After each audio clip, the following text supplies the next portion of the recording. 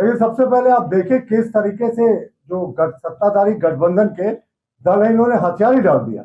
हथियार डाल दिया इसलिए कि इन्होंने दलगत आधार पर चुनाव नहीं कराया, क्योंकि साफ पता था कि साफ स्क्रीन पे और जो अखबारों में बीजेपी ने 80% सीटों पर स्वीप किया, ये देखना नहीं चाहते थे। दूसरा, ईवीएम से ये सरकार खुद 2 बार जीत कर आई है, माननीय हेमंत सोरेन जी की सरकार, लेकिन बैलेट पेपर से खुद चुनाव कराने का निर्णय लिया। और आपको याद होगा कि पिछली बार जब बैलेट पेपर से चुनाव हुआ था 2008 में, तो 4 दिनों तक गिनती चली थी।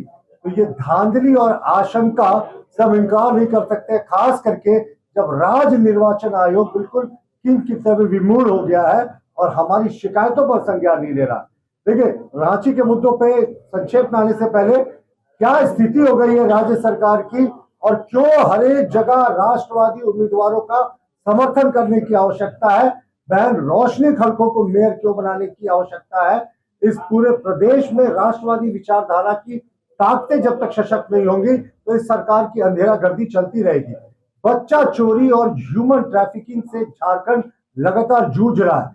700 के आसपास बच्चे औसतन हर एक वर्ष गायब होते हैं, और अभी भी पिछले 6 वर्षों में 1000 बच्चे ट्रेसलेस हैं। बड़े पैमाने पर रांची, कुटी, गुमला, सिमडेगा की जो आदिवासी बेटियां हैं वो ह्यूमन ट्रैफिकिंग का शिकार होती है, और पुलिस पूरे तरीके से कोयला माफिया, बालू माफियाओं को संरक्षण देने में लगी हुई है। पूरा सिस्टम कोलैप्स कर गया है। अगर आप हत्याओं की बात करें तो इस सरकार के 6 वर्षों के कार्यकाल में 7,500 हत्याएं हुई है, और 23% कन्विक्शन रेट है इस सरकार का। तो आप सोच सकते हैं कि क्या स्थिति है। 8,000 से ज्यादा रेप केसेस हुई है, और डबल डिजिट में इसका कन्विक्शन रेट नहीं है।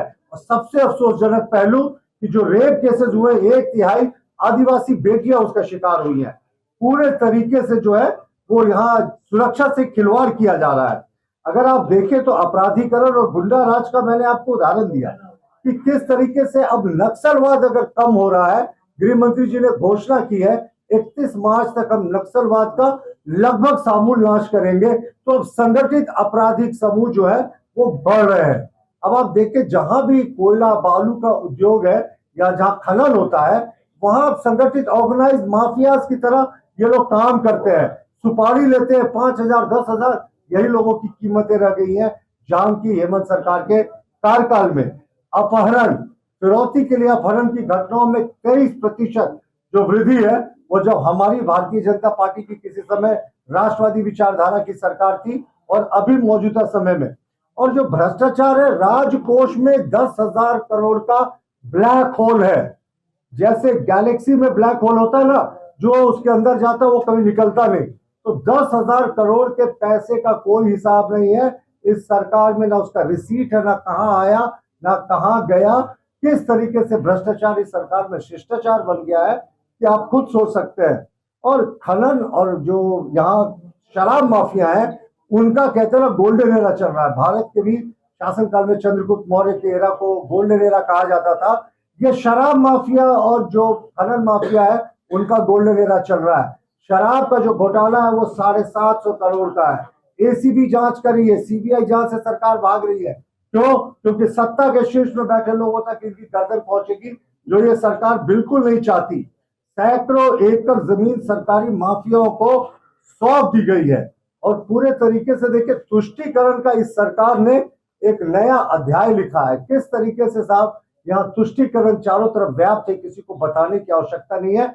इस पर मैं डिटेल में नहीं जाऊंगा। स्वास्थ्य सिस्टम वेंटिलेटर पे इस सरकार में राष्ट्रवादी शक्तियों को जीतना, विकास वाली शक्तियों को जीतना इस चुनाव में क्यों महत्वपूर्ण है। राज्य में विशेषज्ञ डॉक्टरों के 61% पद, नर्सों के 52%, पैरामेडिकल के 80% पद खाली हैं, और सरकार सिर्फ कमीशन खोरी में लगी हुई है। जो एक्सपायर दवाएं हैं वो रिम्स जैसे प्रतिष्ठित संस्थान में वो बांटे जा रहे हैं। 10 रुपए की सिरिंज जो 30 रुपए की दवाओं के लिए मरीज तरस रहे हैं। जो अव्यवस्था है सारे हॉस्पिटल्स में वो बहुत ज्यादा हो गई है। और अब आप नगर निगम के चुनाव के लिए अगर आप देखेंगे तो जिस तरह की स्थितियां हैं, आपको दूर देखने की जरूरत नहीं है। क्या स्थिति हो गई है साहब, सड़कों की जो पीसीसी सड़कें बनती थी जर्जर है। और म्युनिसिपल कमिश्नर साहब, या छोड़ दीजिए उनकी बात, कोई एएमसी हो या दूसरा अधिकारी फोन नहीं उठाते। तो ये सरकार ने जो 3 वर्षों तक चुनाव नहीं कराया, उससे 2100 करोड़ रुपए का जो सेंट्रल ग्रांट मिलता है नगर निकायों का, उसका सीधे नुकसान हुआ सिर्फ चुनाव नहीं कराने के कारण। 2100 करोड़ जो गरीबों के विकास में जाता, इस सरकार ने इसको डुबा देने का काम किया। अब रोशनी खलखो जी का जो आप घोषणा पत्र देखेंगे, विकसित रांची का संकल्प पत्र देखेंगे, तो उसमें मैं संक्षेप में 4-5 पॉइंट बता रहा हूं कि कितनी दूरदर्शी सोच है इसमें। होल्डिंग टैक्स, पानी टैक्स और कचरा टैक्स का जनता का बोझ नहीं बनने दिया जाएगा। अभी आप बिना पानी के कनेक्शन के आपके ऊपर वाटर टैक्स का लंबा चौड़ा बिल आ जाता है। ये सब रोशनी खलखो जी जब जीत कर आएंगी तब ये सारी चीजों को सुधारा जाएगा। और दूसरा आप देखें, स्मार्ट डस्टबिन लगेगा, जैसे बड़े शहर हैं, इंदौर है, बड़े बड़े शहरों की तरह। लाइव लगातार के वीडियो को लाइक करें, सब्सक्राइब करें और बेल आइकन को दबाना न भूलें।